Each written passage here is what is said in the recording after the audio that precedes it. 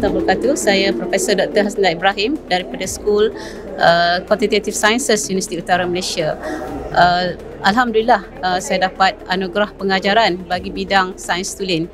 Pada saya, anugerah ini adalah satu anugerah yang sangat berprestij untuk negara dan juga untuk UUM. Saya ingin mengucapkan ribuan terima kasih kepada Universiti Utara Malaysia kerana telah membentuk saya menjadi seorang tenaga akademik yang mempunyai jiwa akademik untuk menyumbang kepakaran saya dalam bidang pengajaran. Bidang pengajaran saya ini adalah satu bidang pengajaran yang unik di mana saya menggunakan teknik pemikiran ahli matematik untuk mengajar dalam bidang matematik.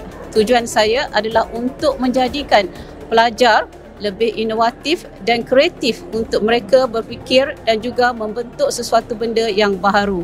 Jadi akhir kata, saya sekali lagi untuk mengucapkan ribuan terima kasih kepada Universiti Utara Malaysia.